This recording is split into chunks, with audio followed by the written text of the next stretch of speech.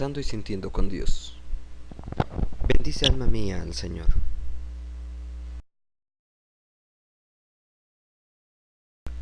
Salmo 103. Bendice alma mía a Jehová, y bendiga todo mi ser su santo nombre. Bendice alma mía a Jehová, y no olvides ninguno de sus beneficios. Él es quien perdona todas tus iniquidades, el que sana todas tus dolencias, el que rescata del hoyo tu vida, el que te corona de favores y misericordias, el que sacia de bien tu boca de modo que te rejuvenezcas.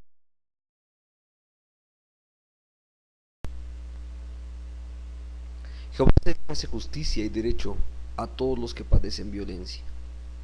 Sus caminos notificó a Moisés y a los hijos de Israel sus obras. Misericordioso y clemente es Jehová, lento para la ira y grande en misericordia. No contenderá para siempre, ni para siempre guardará el enojo. No ha hecho con nosotros conforme a nuestras iniquidades, ni nos ha pagado conforme a nuestros pecados.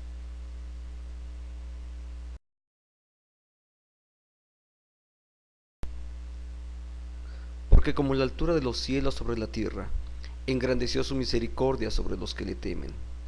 Cuando está lejos el oriente del occidente, hizo alejar de nosotros nuestras rebeliones. Como el Padre se compadece de los hijos, se compadece Jehová de los que le temen. Porque Él conoce nuestra condición, se acuerda de que somos polvo.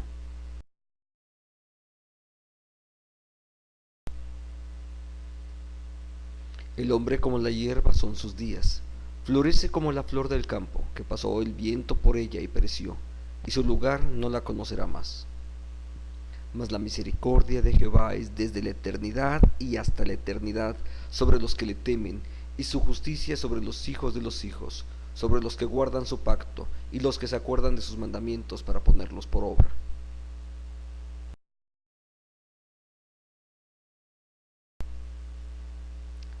Jehová estableció en los cielos su trono, y su reino domina sobre todos.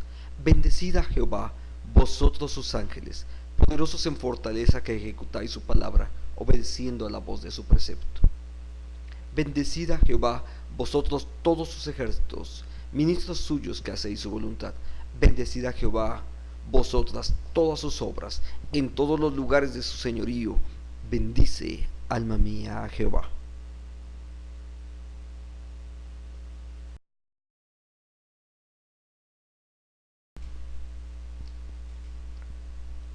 Bendiciendo a Dios.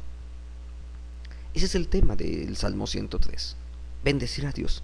Sin embargo, ese es el tema que resalta cuando nosotros hacemos nuestra primera lectura.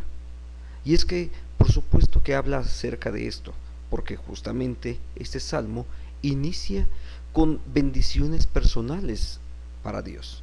Bendice alma mía a Jehová. Pero después, en la parte final, invita precisamente a que todos, incluyendo los seres angélicos, hasta todas las criaturas, bendigan a Dios. Ese es el tema, por supuesto. Pero, ¿qué es lo que motiva estas bendiciones? Esa es parte de lo que nos interesa en este día profundizar. El Salmo 103 entonces tiene el propósito de ayudarnos a lidiar correctamente con la bondad y a Dios y con nuestra gratitud. Es decir, ¿cómo vamos a expresar gratitud delante de Dios? Pero la gratitud es solo el marco de las acciones importantes que hemos de realizar. Y en este salmo, precisamente cuando hablo del marco, es que es justo el inicio y el final, los dos elementos que hablan acerca de bendecir al Señor. Pero nos queda la parte medular, es decir, ¿qué es lo que tenemos en el centro? Y en el centro del salmo tenemos lo siguiente: como el Padre se compadece de los hijos, se compadece Jehová de los que le temen. Este es el centro propiamente del salmo. Las alabanzas personales o las invitaciones para que alabemos a Dios por todos sus atributos son el resultado justamente o son motivados de este acto de Dios, de un Dios que se compadece de nosotros como nuestro Padre.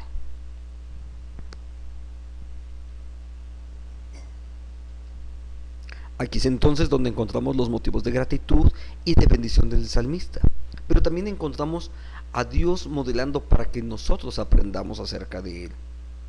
Entonces, cada uno de los atributos de Dios que están presentes en este salmo son maneras de cómo nosotros conocemos a Dios para que nosotros aprendamos y nosotros también hagamos nuestra parte para con los demás. Mostrando a nuestros hijos como es Dios, pero no solo a nuestros hijos, porque el Salmo realmente habla de asuntos más amplios.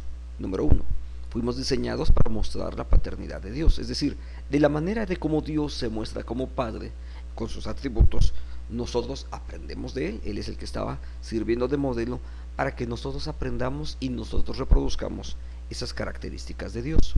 Entonces nosotros aprendemos cómo ser verdaderos padres cuando vemos de qué manera Dios está actuando. Nuestros hijos y la gente que está a nuestro alrededor aprende cómo es Dios cuando también nos ven a nosotros. Entonces podemos generar una estructura donde nosotros copiamos del Padre, pero a su vez nosotros servimos de modelo para que otras personas aprendan, pero no aprendan de nosotros, porque nosotros no somos sino el reflejo de aquel que estamos sirviendo de modelo principal, eso es decir, Dios. Entonces, se trata de que ellos vean a Dios también a través de la forma de cómo nosotros estamos actuando.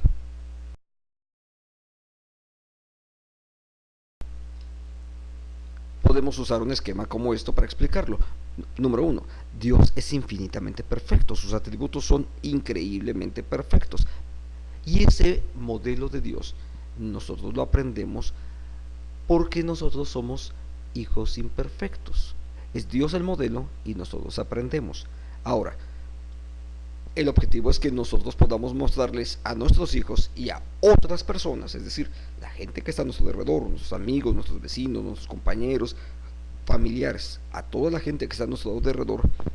Ahora se trata de que nosotros podamos mostrarles a ellos cómo es la paternidad de Dios.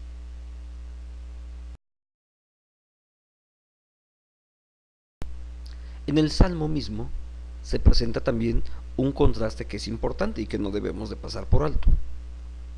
Dios es eterno, impotente, increíble. Dios es poderoso. Pero también Dios se acuerda de nosotros.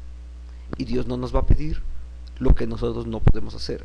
Él se acuerda de nosotros. Se acuerda de que somos polvo. La Escritura dice que justamente Él, al acordarse de que somos polvo, lo tiene presente y sabe que nuestros días son transitorios, que nuestra vida pronto pasa y volamos, como dice la Escritura. Pero en contraste con esa característica nuestra, que nosotros somos transitorios, que hoy estamos y que mañana quizás ya no estemos aquí, en contraste con Él podemos ver cómo es Dios. Mas la misericordia de Jehová es de la eternidad y hasta la eternidad sobre los que le temen, y su justicia sobre los hijos de los hijos. Entonces podemos descubrir fácilmente esto. Mientras que nosotros estamos limitados, Dios es eterno. Mientras que nosotros tenemos características que son muestra de la debilidad, nuestro Dios es eterno y la misericordia de Él permanece por todos los siglos. Entonces esto nos debe de llevar a considerar, bueno, ¿y qué pasa con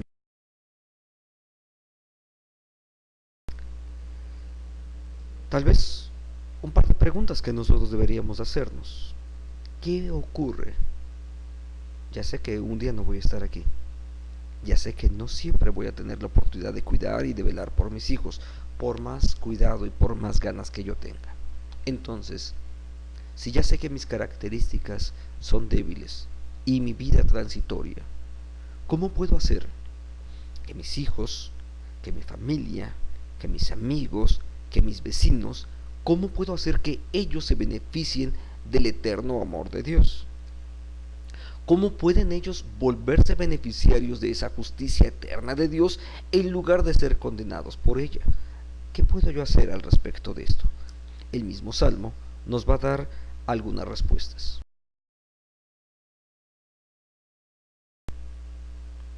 Las respuestas las encontramos directamente en este mismo Salmo, no tenemos que ir mucho más lejos, porque ahí van a estar presentes precisamente.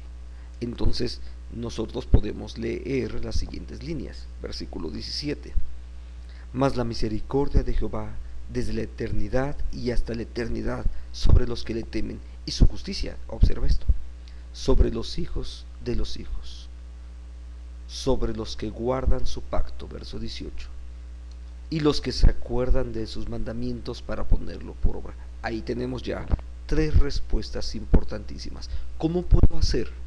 ¿Para quién son todos estos beneficios? ¿De qué manera esta justicia y esta bondad, esta misericordia eterna de Dios, de qué manera va a hacerse presente y tangible, no solamente para mí, sino también para las generaciones que vienen atrás de mí, no solamente para mi familia, no solo para mis hijos y mis nietos, sino incluso para mis amigos, mis vecinos, mis compañeros, gente con la cual me relaciono, gente que amo y que quisiera que también ellos experimenten de las bondades de Dios. ¿Qué puedo hacer? Ya estoy dándome cuenta entonces que se trata de que esas bendiciones son para los que le temen, para los que guardan su pacto y para los que cumplen su palabra. Vamos a poder observar esto otra vez de una forma mucho más sintética, pero espero que también más clara. Número 1. Cada persona debe venir al pacto con Dios. No es suficiente con traerles al templo. Es importante que les traigamos al templo. Cada una de las personas tiene que tener una relación con Dios. Y yo soy el instrumento que Dios puso en esa familia, en esa oficina, en ese negocio. Yo soy la persona que Dios puso en ese lugar, en el vecindario donde yo estoy. Soy la persona que Dios puso ahí para que cada una de esas personas vengan y experimenten el pacto con Dios. Necesitan ellos escuchar acerca de la bondad de Dios. Necesitan ellos aceptar a Jesucristo como el Señor y su Salvador y entonces formar parte de este pacto con Dios. Dios, alguien lo dijo de una forma muy curiosa, Dios no tiene sobrinos, Dios no tiene nietos. Cada uno de nosotros tiene que aceptar y recibir a Jesús como el Señor y el Salvador. Cada uno de ellos por la fe tiene que personalmente aceptar a Jesucristo. Nosotros somos el medio que Dios puso para ello. Yo debo de empezar a buscar que mis hijos, mis amigos, mis compañeros, aquellos que yo quiero que disfruten de esas bendiciones de Dios, necesita Dios usar mi vida para que cada uno de ellos vengan y formen del pacto con Dios. Número 2. Venir a la presencia de Jesús y permanecer. Por supuesto que la condición previa es la número 1, que hayan recibido a Jesucristo y que crean en Él como el Señor y el Salvador. Pero sabe, no se trata solamente de que alguna vez hayan creído en Jesucristo. Conozco personas que alguna vez han hecho una oración, pero sabe, después se alejan y se apartan. Y a veces ni siquiera se dan cuenta de cuán apartados y cuán lejos están de Dios. La realidad es de que a veces ni siquiera se percatan de que no están ahí con Jesucristo. Piensa en esto. Si Jesucristo es la fuente de toda bondad, lo que ha ocurrido es que un día conocieron a Jesús. Tal vez ese día Jesús les sanó, ayudó a solucionar un problema de matrimonio, etcétera. Quizás tenían algún hijo enfermo, no sé. Cosas de esas pueden ocurrir. Sin embargo, si te alejas, si no permaneces en Él, las bendiciones de Dios no van a poder estar llegando a tu vida. ¿Por qué? Sencillo. Eres tú el que está lejos. Se trata entonces no solamente de haber recibido, sino de permanecer ahí, de crecer en gracia y en comunión, de todos los días estar buscando de la presencia de Dios para nuestra vida y que esa presencia de Dios sea de bendición para nosotros. Entonces, no se trata simplemente de que un día le hayas presentado el Evangelio a alguien, sino que le animes a que esa persona continúe toda una vida de discipulado y que permanezca con el Señor. Quiero que recuerdes un texto que es muy conocido. Jesús lo dijo así: separados de mí, nada podéis hacer. Y separados de Jesús, aun cuando somos sus hijos, no somos exentos entonces de sufrir y de alejarnos y que el amor por Dios se vaya enfriando día con día.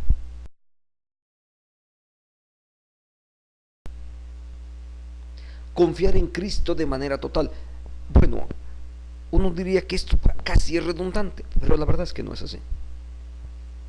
Una cosa es que las personas creen en Jesús y otra cosa es que de verdad confíen en Él de manera plena. Déjeme usar un ejemplo muy común. No tengo ningún problema si alguien toma medicamentos cuando está enfermo. Es más, yo creo que Dios ha creado la ciencia, la medicina, la tecnología para que nosotros nos beneficiemos de ello. Sin embargo, el asunto no es si tomas medicamentos cuando estás enfermo o no los tomas. El asunto es en quién confías. ¿Confías en el tratamiento médico o confías en Dios? ¿Ves? La situación no es tan difícil. Se trata de confiar en Dios, de creer que Dios es capaz de hacerlo, de creer en medio de los problemas lo que la palabra dice, que si Dios es con nosotros, ¿quién contra nosotros? De creer que somos y estamos cuidados por la mano de Dios, de creer que Dios en medio de todas las circunstancias, incluso adversas, es capaz de bendecirnos. Ahí están las preguntas. Y nosotros somos los únicos que tenemos la respuesta de saber si en verdad estamos confiando en Cristo de manera total y para cada uno de los asuntos de nuestra vida, o simplemente sabemos que Dios es poderoso. El saber que Dios es poderoso no te ayuda lo suficiente. Se trata de confiar que Cristo tiene el poder para ayudarnos en cualquier situación que estuviésemos atravesando. ¿Cómo conducirlos entonces a nuestros amigos, a familiares, a nuestros hijos, a Cristo? Bueno, nuestras actitudes son importantes. Tenemos que empezar nosotros mismos. Nosotros somos el modelo que Dios está usando para que nosotros estemos actuando de acuerdo con los atributos de Dios. Ellos necesitan ver a Dios actuando en nosotros mismos. Nosotros somos los que hemos de aprender a bendecir. Nuestros labios tienen que hablar. No es suficiente que yo me porto bien y que Él aprenda que así es como se debe de portar un hijo de Dios. No, tenemos que decirlo, tenemos que hablar, tenemos que proclamar. Acuérdate de esto. Las palabras de Dios y el Evangelio se transmiten de forma oral, no solamente con testimonios. La gente puede hacer 1000 regalitos y no necesariamente saber que esto proviene de Dios. La gente tiene que escuchar claramente que la fe viene por el oír. Así es que necesitan escucharnos decir que todo esto proviene de Dios. Entonces podemos usar nuestras voces para hablar, para cantar, para bendecir, para predicar, para evangelizar, para enseñar a otros acerca de cómo Dios está actuando y de cómo Dios lo está haciendo en mi vida. Número 2, contando a los demás, dando testimonio acerca de los atributos de Dios. Ese Dios poderoso ha actuado en mi vida y me ha sanado, me ha restaurado, me ha bendecido. La gente necesita escuchar para poder creer que ese Dios todopoderoso también está presente y atento a la vida de cada uno de sus hijos. Número 3, de manera personal. Y así invitar a los demás a reconocer el poderío y el señorío de Dios. ¿Sabes? Esta parte puede resultar un poco complicada, pero cuando lo haces, se convierte en un testimonio increíble para todos los demás. Que Dios te bendiga y use tu vida para conducir a otros también a Cristo Jesús.